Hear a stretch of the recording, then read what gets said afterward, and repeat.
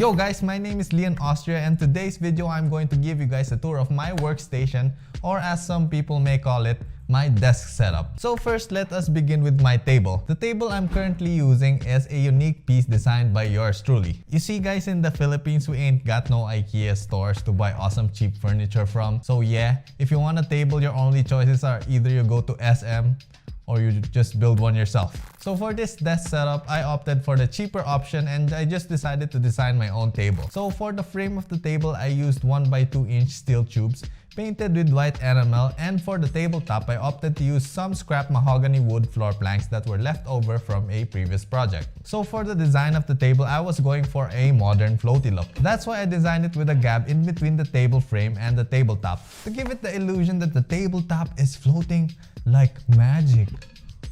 Also, another thing I love about the steel frame of the table is that I can store secret notebooks and secret pencils underneath it. I just have to attach magnets to pencils and notebooks and boom!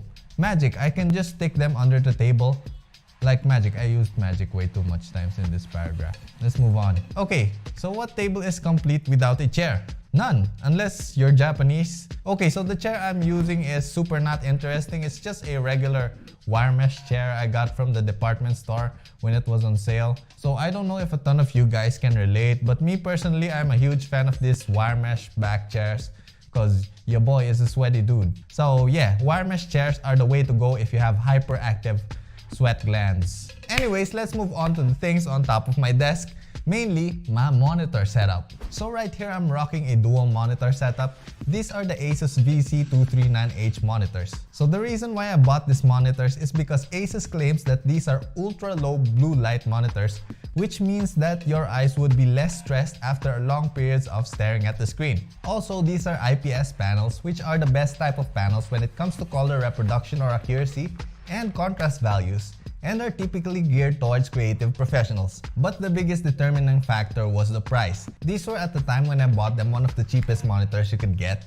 And you know, you gotta stay frugal because architects at the start of their career don't really get paid that much. I recommend checking these monitors out because of their price and their performance. So the reason why I got two monitors is because I use this main monitor for AutoCAD or SketchUp, while I have some reference materials open on the side monitor. Above these monitors is a 42-inch Devant TV, which I occasionally use as a third monitor. For the accent lights behind the TV and my monitors, I bought these cheap RGB light strips from Lazada for around $7 for a 3-meter strip. And that is my main display setup. Below these monitors, we have some of my peripherals, which lay on top of this 80x40 leather mouse pad that I found online for around $15. Which honestly is a great deal and makes my desk setup look super clean and ties in well with the black bezels of my monitor and my peripherals. For the keyboard, I'm using the Corsair K63 wireless mechanical keyboard. I went for this one because I wanted a wireless keyboard that has mechanical key switches and backlights, all of which this keyboard has. I also love that this keyboard is 10 keyless, which means the number pad has been removed from the keyboard, making it more ergonomic since I can place my mouse hand and typing hand closer together in a more natural position. Trust me, if you're an architect that spends 8 to 10 hours a day in front of the computer, ergonomics is a huge factor when deciding what peripherals to pursue or to buy. Which brings me to the next item on our table, the mice. So depending on the programs I use, I mainly cycle between 3 of my favorite mice. When I'm doing architectural works, I use the Logitech G602 wireless gaming mouse. I found the additional programmable buttons along the side super useful for remapping my go-to AutoCAD or SketchUp commands. For editing video, I use the Logitech MX Master just cause it has this side scroll wheel that comes in super handy when scrubbing through the Adobe Premiere Pro timeline. So one of the first things I usually do when I get a new mouse is I remap the scroll wheel click button to another button on my mouse, cause in AutoCAD and SketchUp, the scroll click is one of the most used buttons. So for AutoCAD, it is used for panning, and for SketchUp, it is used for orbit or rotating the view. And let me tell you guys, I broke so many mice, and one of the first things to break is the scroll click. Anyways, let's move on to the last mouse on my list, the Logitech G Pro Wireless. So this tiny mouse right here is what I use whenever I play games. This is a super lightweight mouse that features Logitech's Hero sensor, which is the most accurate sensor Logitech has released to date. Perfect for FPS games like Counter-Strike, Apex Legends, and PUBG. But you know, I just use it for Sims and Minecraft. Sometimes SketchUp. You gotta be extra accurate when doing SketchUp.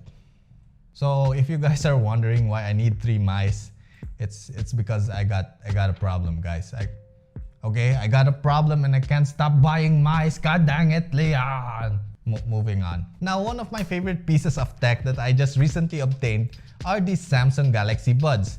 These are my daily drivers for when I'm listening to music while I'm making plans in AutoCAD, and I also use this whenever I edit my videos. What I love about these are that they are wireless Bluetooth earbuds, which means I don't have to worry about standing up and accidentally pulling my PC into the shadow realm, which actually happened once, and now the front audio port of my PC is broken. Darn you, wildfire! Goddamn. Anywho, let us move on to the thing you've all been waiting for me to discuss. Let's talk about my PC setup.